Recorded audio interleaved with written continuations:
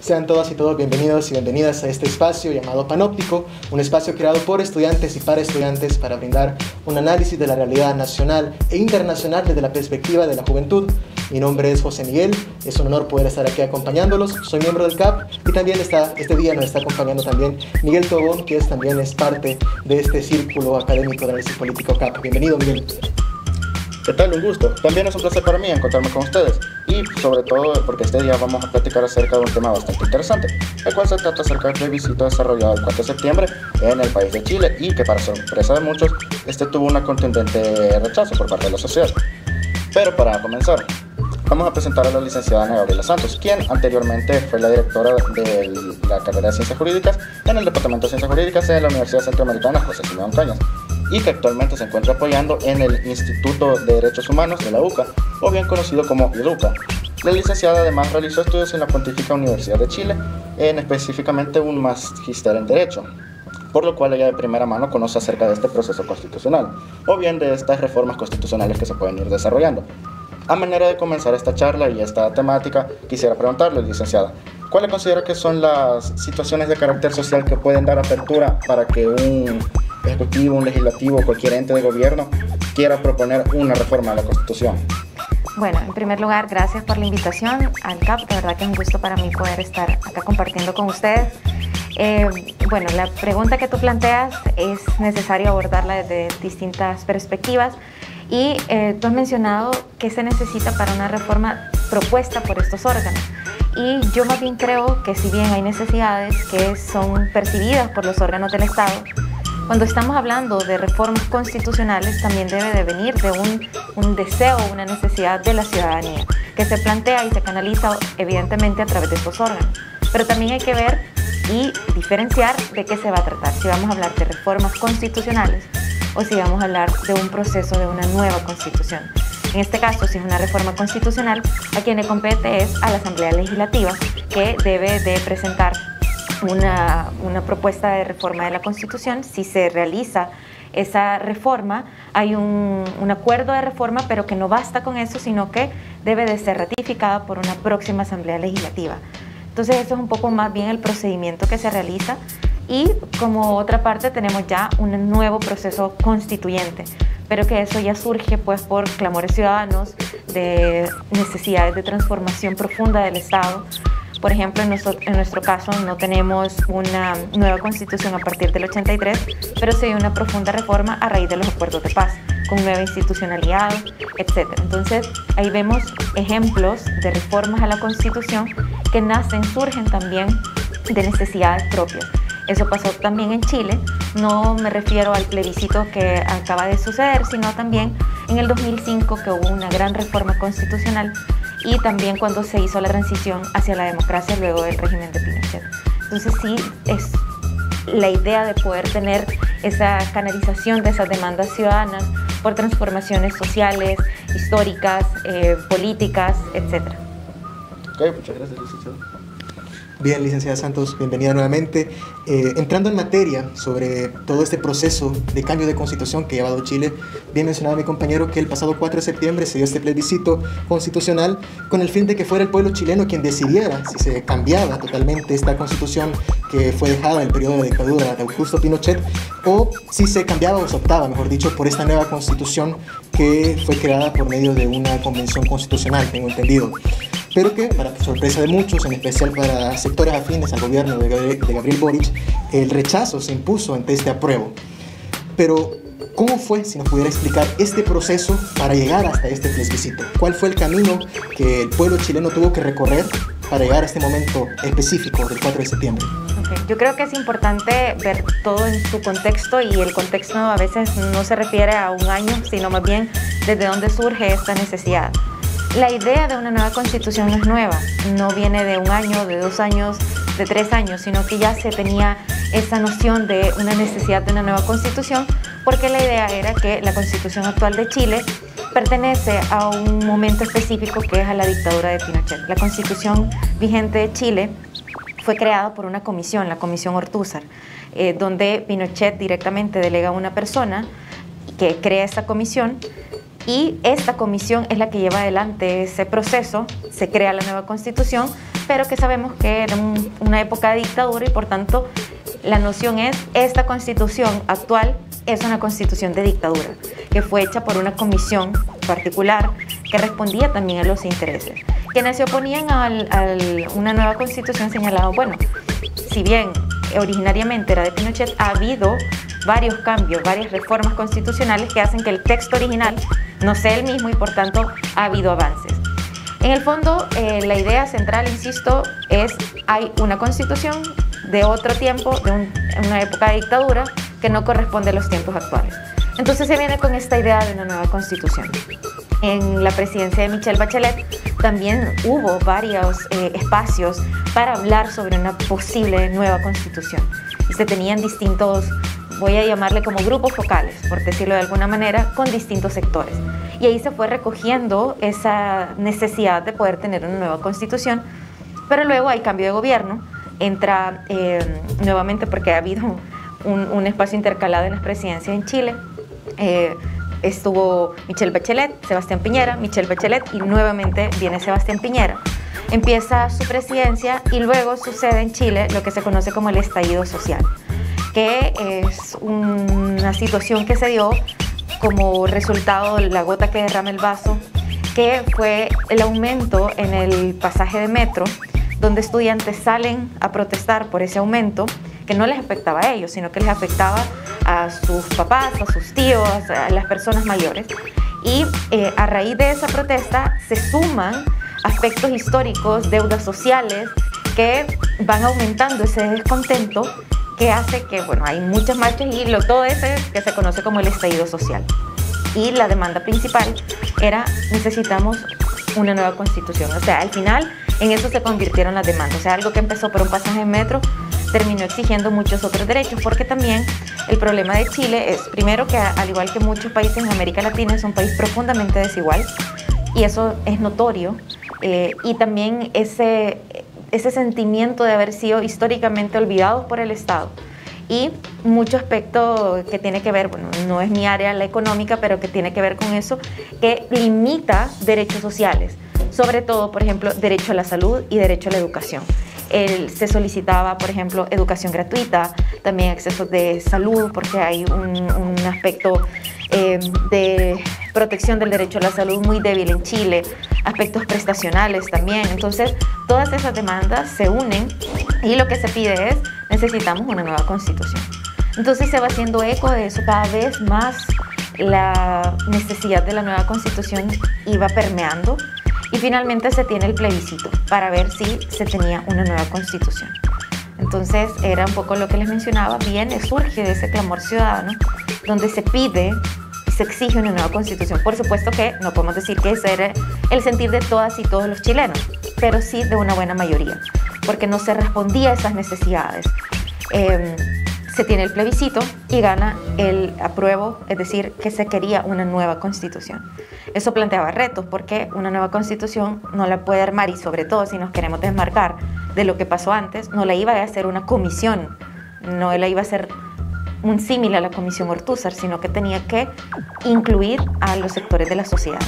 Entonces ahí viene la elección de la Convención Constituyente.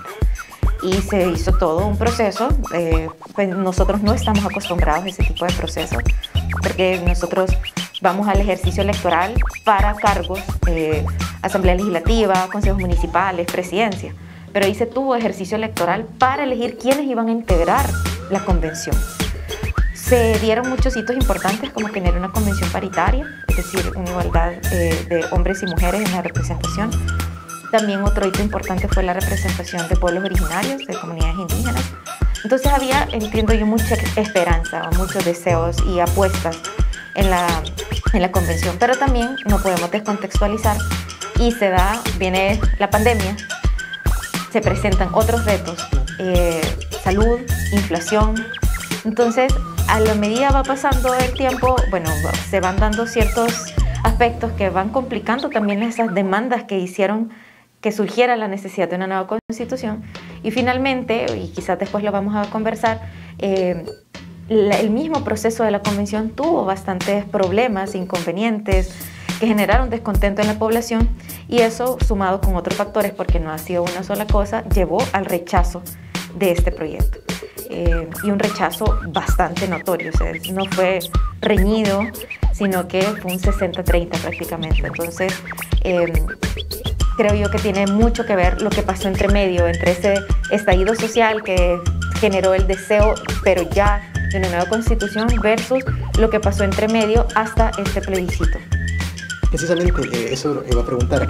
Luego de este proceso que usted menciona, que comenzó con, bueno, previamente el estallido social, con todo este sentimiento de la población por querer desvincularse de cierto modo de esa constitución que provenía del periodo de la dictadura de Pinochet, bueno, luego del estallido social, de la elección de esa nueva convención o previamente el plebiscito donde aprobaban que se cambiara esa constitución, ¿qué fue lo que hizo que precisamente este apoyo popular que venía teniendo este cambio constitucional se viniera de pique en esta última plebiscito y que el rechazo se elevara por encima del apruebo, que en su mayoría era aprobado por los sectores afines al gobierno de Gabriel Boric, y que por el contrario el rechazo es apoyado por sectores más conservadores de la sociedad chilena?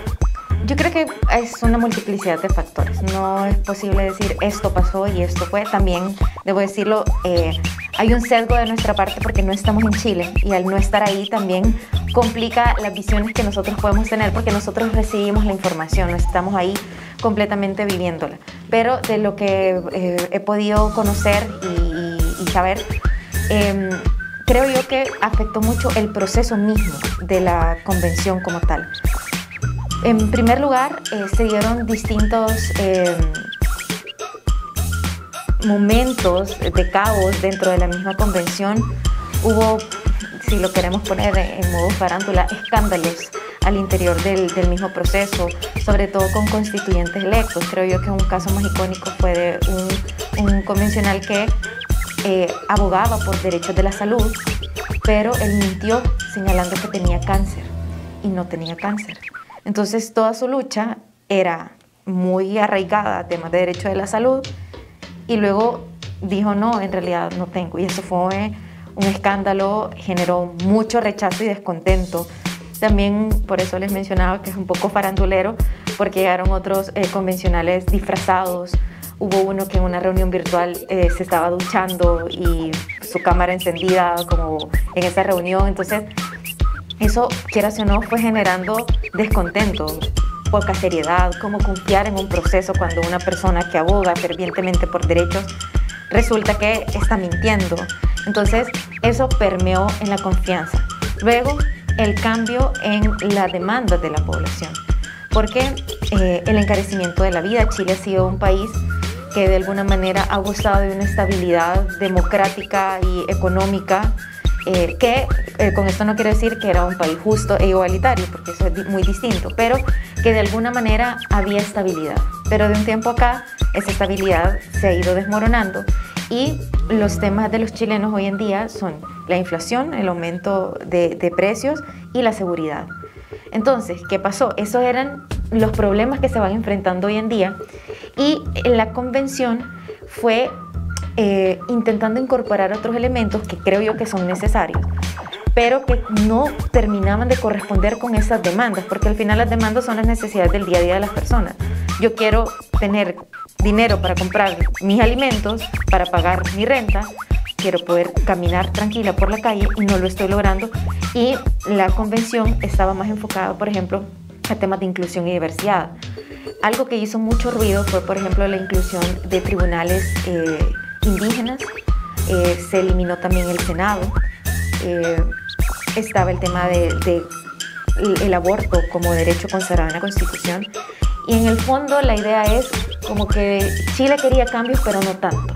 Entonces, que tantos cambios tan drásticos quedaran en la Constitución, como que ahí hubo cortocircuito, y la gente incluso que quería, imaginemos que se aprueba una nueva Constitución con un 80% y luego se pierde con un 30%, entonces es porque hubo una cierta desconexión entre las necesidades y lo que se quería en el texto. Ahora, es importante entender que una Constitución no es que va a arreglar la vida de las personas, sino que sienta las bases, el fundamento por el cual vamos a tener un marco de convivencia. Y hubo mucho desconocimiento, noticias falsas, miedos de qué es lo que va a pasar, esto va a ser Sodoma y Gomorra, ¿cómo es esto que vamos a tener dos tipos de justicia? Entonces va a haber desigualdad, no estamos hablando de igualdad ante la ley, sino más bien de ciertos problemas que se van a ir generando. Entonces eso fue también generando mucha desconfianza. Y se instauró esto tanto de las dos partes, el apruebo para reformar y el rechazo para reformar. Es decir, el texto no nos convence y por tanto mejor rechacémoslo. Y quienes abogaban por el apruebo es aprobémoslo y luego reformamos. Pero esa incertidumbre, creo que la gente quería certezas y no las tenía. Y eso fue, insisto, generando mucho descontento. Y al final, quizás lo puedo condensar en un poco de desconexión entre las demandas que se tenían por parte de la gente y lo que estaba ofreciendo el texto constitucional nuevo. También cierta desinformación que hubo y la falta de certeza, acompañado con el proceso mismo que fue complejo para que pudiera darse esto de forma óptima, sino que lo que imperó fue mucha desconfianza. Ok, muchas gracias, licenciada. Pero ahora, por otra parte, trasladando este tópico al contexto salvadoreño, es bien sabido que nuestro país está afrontando un proceso de reforma constitucional, el cual está siendo impulsado por el Ejecutivo, particularmente encargado a un equipo ad hoc que está encabezado por el doctor, el vicepresidente Félix Ulloa. Entonces, brevemente, licenciada, ¿podría explicarnos cómo se está desarrollando este proceso de reforma constitucional apoyado por el vicepresidente? Bien, primero, lo que ha presentado, de hecho, hace casi un año, el 15 de septiembre, que era la entrega oficial de ese pliego de reformas, el vicepresidente ha hablado de unas propuestas de reformas a la Constitución.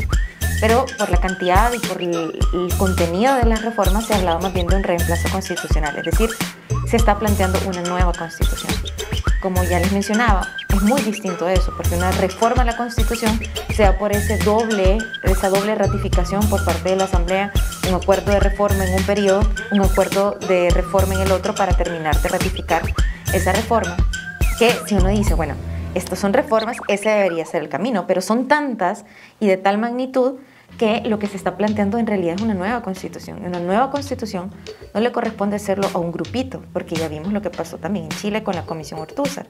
Un grupito que estaba vinculado con el presidente de turno y ahora viene este otro grupito ad hoc que es el que quiere reformar la Constitución.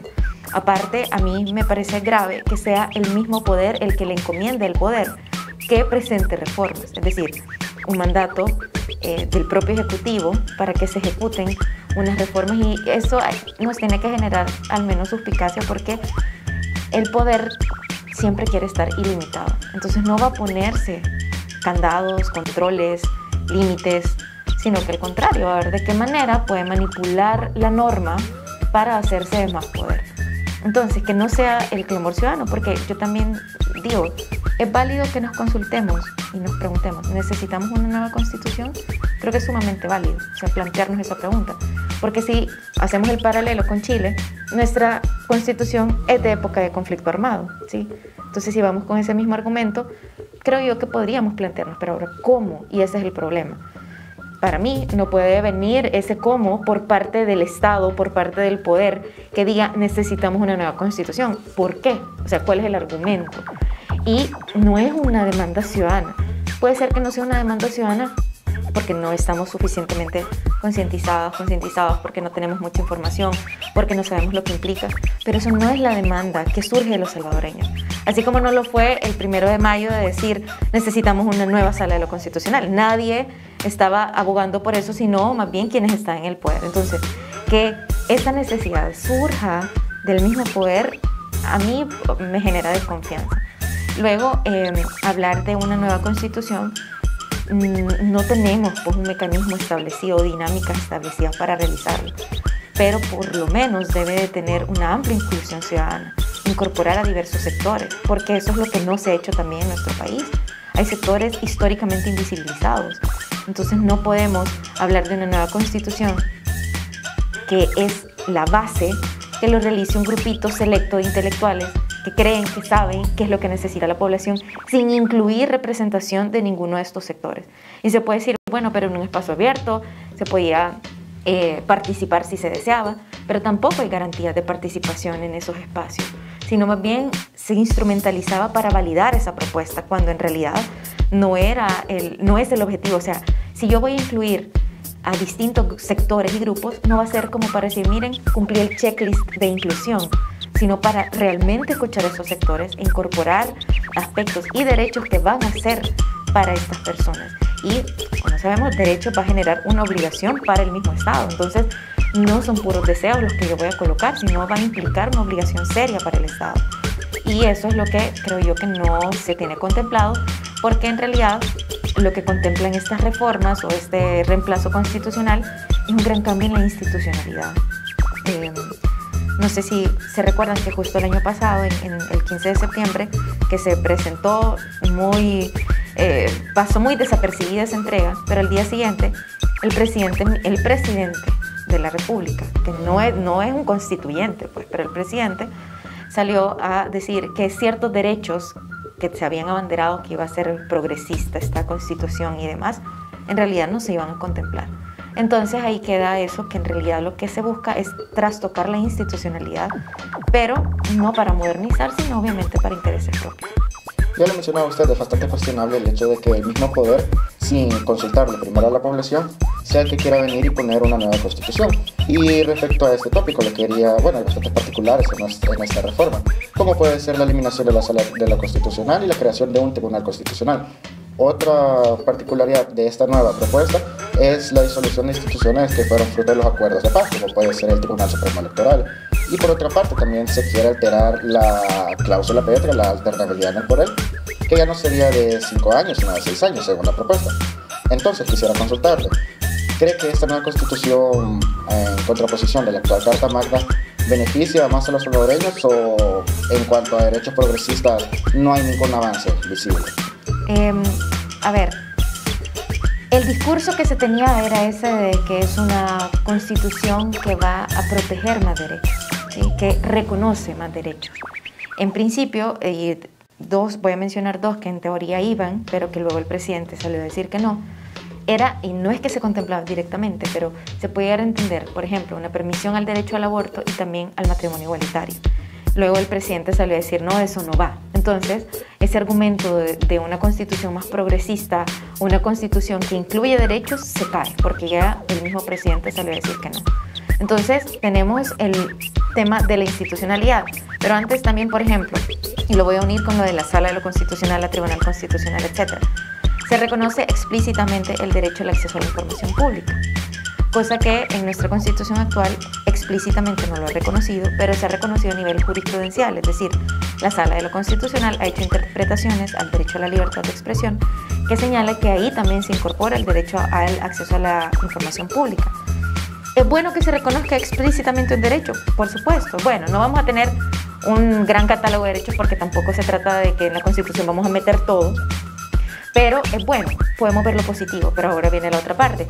¿De qué nos sirve tener reconocido el derecho al acceso a la información pública de forma expresa en la Constitución si actualmente lo que se tiene está completamente obstaculizado? Las solicitudes de acceso no se están otorgando, toda la información se declara privada o no existente, entonces información reservada, etc. Entonces, ¿cuál es la garantía? Porque el texto constitucional puede estar muy bonito, pero yo necesito que las entidades del Estado me cumplan y me garanticen la protección de ese derecho. Y si nos ponemos pues exquisitos, de alguna manera el derecho ya está reconocido en la jurisprudencia, ¿sí? Lo mismo pasa con la Sala. La Sala ya se ha dicho en la jurisprudencia que es un verdadero tribunal constitucional, que aunque administrativamente está adscrita a la Corte Suprema de Justicia, sus resoluciones generan un efecto de obligatoriedad para el resto, incluso en las mismas otras salas. Entonces, digamos que no hay una necesidad real de hacer esta transformación, pero ahí vienen otros aspectos. Por ejemplo, actualmente tenemos una elección doble para los magistrados de la Sala de lo Constitucional a través del Consejo Nacional de la Judicatura y las elecciones de las FEDAES. Ahora, esta nueva propuesta lo que incorpora es colegiatura obligatoria.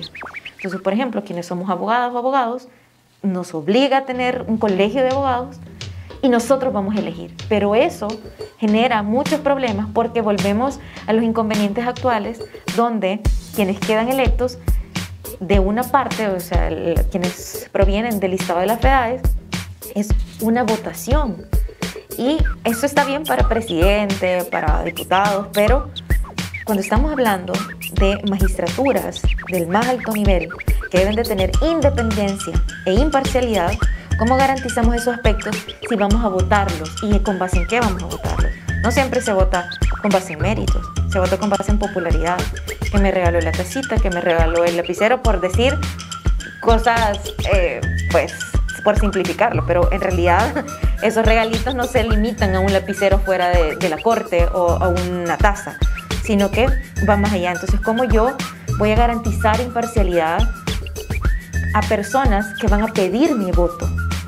Y donde puede ser que se dé una suerte de compravenda de los votos. Entonces, en vez de avanzar a un sistema más riguroso, lo trasladamos para una colegiatura obligatoria, que en Guatemala, por ejemplo, se han dado muchos problemas de corrupción, y aparte de eso, vamos a tener que tener un proceso eleccionario para elegir magistrados de la Sala de lo Constitucional. Entonces, eso es muy, muy grave. También lo mismo pasa con el Tribunal Supremo Electoral, que en vez de reforzarlo, ahora el problema es que cedemos en el tema de la imparcialidad, en vez de como blindar un poco más, por ejemplo, señalar el tema de baremos. Bien, licenciada, luego de ver todo este proceso que nos platicaba acerca de Chile, hacer la comparación con lo que estamos viviendo aquí en El Salvador, en aras del tiempo, ya para ir finalizando este podcast, queremos preguntarle, ¿será Chile entonces un ejemplo a seguir para nosotros como salvadoreños a la luz de este proceso de reforma constitucional que estamos llevando a cabo, o que se está llevando a cabo, mejor dicho? Yo creo que puede ser un ejemplo en aquellos aspectos que nos pueden ser de utilidad. Y también teniendo en cuenta que cada contexto sociohistórico, sociopolítico va a responder a un país determinado. No podemos pretender que vamos a tener, por ejemplo, el mismo proceso que Chile vivió si nosotros queremos tener una nueva constitución, porque son procesos diversos, pues.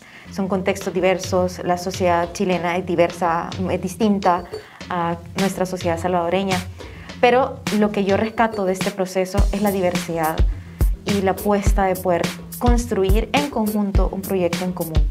Sé que finalmente no se llegó al puerto que se esperaba, que no se obtuvo ese producto, ese resultado que se buscaba, pero no quisiera discriminar o deslegitimar lo que se vivió, porque creo yo que fue muy importante el hacer ese ejercicio de inclusión, de incorporar sectores, de poder, conversar y decir, pensemos qué queremos para el país. Ese ejercicio creo yo que es muy bueno. Ahora, obviamente, en el proceso en Chile se dieron aspectos que no fueron buenos. Lo señalaban algunas personas que participaron en el proceso. Quizás hubo más violencia de la que se hubiese deseado o menos espacios de encuentro de los que se hubiesen esperado.